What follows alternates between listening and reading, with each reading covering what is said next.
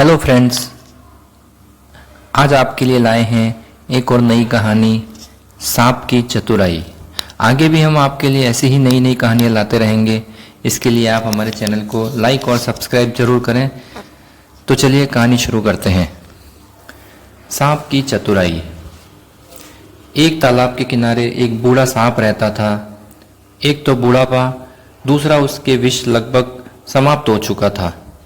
इस कारण से बेचारा शिकार नहीं कर पाता था, अतः वह भूखा रहने लगा। पेट की आग उसे दिन प्रतिदिन पीड़ित करने लगी और दिन पर दिन वह कमजोर होता गया। वह तालाब के किनारे बैठा मछलियों और मेंढकों की ओर देखकर सोचता रहता कि काश वह उनका शिकार कर पाता। इतने पर भी उसने बुद्धि से काम लिया और बहुत सोच विचार के पश्चात उसने एक योजना बनाई।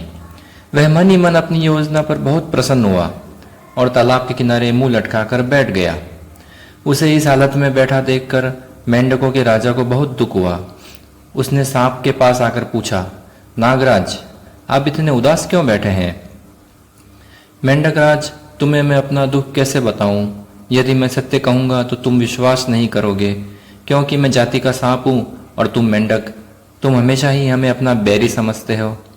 नहीं नागराज, ऐसी बात नहीं है। हम मेंढक तो किसी से भी बैर नहीं रखते।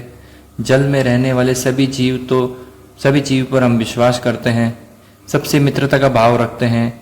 आप अपने मन की बात कह डालें, संभव होगा तो हम आपकी मदद अवश्य करेंगे। यदि तुम्हें मुझसे इतनी ही सहानुभूति है तो फिर सुनो। मैंने एक ब्राह्मण के लड़के को काट कर मार डाला, तो उसने मुझे शाप दिया कि जाओ, आज से तुम्हारी पीठ पर मेंढक बैठा करेंगे और तुम मेंढक राज की चाकरी करोगे। मेंढकों के राजा ने सांप की बात बड़े आश्चर्य से सुनी, पर कोई प्रतिक्रिया व्यक्त नहीं की।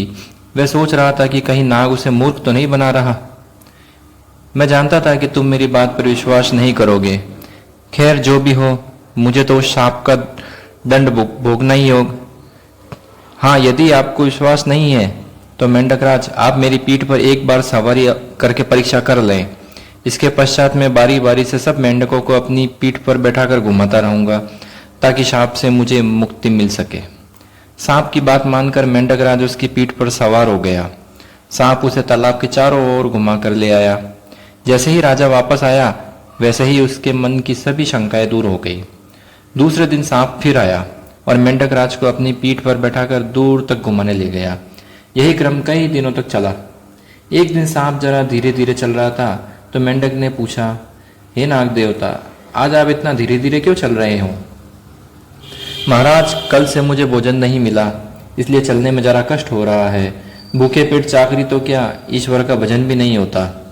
यदि तुम भूखे रहकर मेरी सेवा करोगे तो मुझे भी पाप लगेगा, क्योंकि वह मालिक कभी सुखी नहीं रह सकता जो अपने सेवक को दुखी या भूखा रखता है।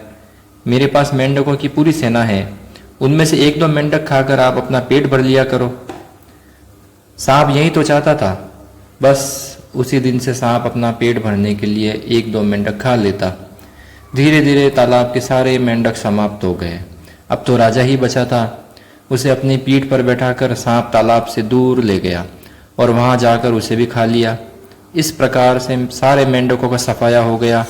यही सांप की चाल थी। उसने मेंढकों के राजा से संधि करके उनके भोलेपन का पूरा लाभ उठाया। इसलिए समय की गति को पहचान कर, सोच समझकर ही किसी से मित्रता करनी चाहिए। इस कहानी से हमें शिक्षा मिलती है कि हर किसी से मित्रता नहीं करनी चाहिए। किसी से मित्रता करने से पहले उसकी अच्छी तरह से जांच परख कर लेनी चाहिए कि कहीं वह किसी स्वार्थवश तो उससे मित्रता नहीं कर रहा।